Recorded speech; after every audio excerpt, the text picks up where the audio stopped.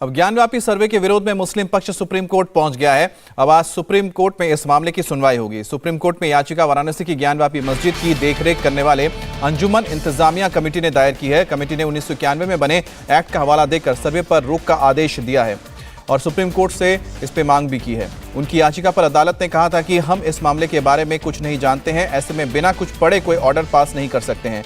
उस वक्त chief justice N V Ramana की बेंच ने कहा था कि इसे हम लिस्ट कर सकते हैं। इस बीच हिंदू सेना भी सुप्रीम कोर्ट पहुंच गई है और हिंदू सेना ने इस मामले में उन्हें भी पार्टी बनाने की अपील की है। हिंदू संगठन की दलील है कि 1991 में बना एक्ट ज्ञानव्यापी मस्जिद पर लागू नहीं होता।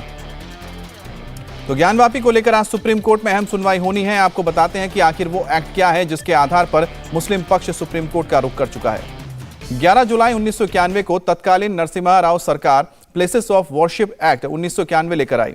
एक्ट के अनुसार 15 अगस्त 1947 को जो धार्मिक स्थल जिस स्थिति में था और जिस समुदाय का था, भविष्य में भी उसी का रहेगा तय हुआ।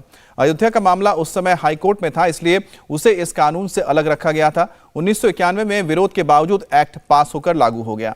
इस एक्ट का विरोध होता रहा और इसे अधिकारों का हनन भी कहा गया। अब बीजेपी नेता और एडवोकेट अश्विनी उपाध्याय ने इस एक्ट को सुप्रीम कोर्ट में चुनौती दी है। याचिका में कहा गया कि प्लेसेस ऑफ वर्शिप कानून हिंदू, जैन, सिख और बौद्धों को उनके संवैधानिक अधिकारों से वंचित करता है। उनके जिन धार्मिक और तीर्थ स्थलों को विदेशी आक्रमणकारियों ने तोड़ा, उन्हें फिर से बनाने के कानूनी रास्ते को बंद करता है। इस याचिका में एक्ट की धारा 2, 3 और 4 को चुनौती दी गई है और इसमें विशेष रूप से कानून के सेक्शन 4 का सबसेक्शन 3 कहता है कि जो प्राचीन और ऐतिहासिक जगह हैं उन पर यह कानून लागू नहीं होगा। इस कानून में एंशिएंट साइट्स की परिभाषा भी दी गई है, जिसके अनुसार 100 साल या उससे ज्यादा पुराना कोई भी निर्माण हो तो उसे एंशिएंट माना जाएगा। इस नियम के हिसाब से कानून के कुछ जानकारों का मानना है कि मथुरा और काशी के मंदिरों के मामले में इस कानून से वो बाहर आ जाते हैं।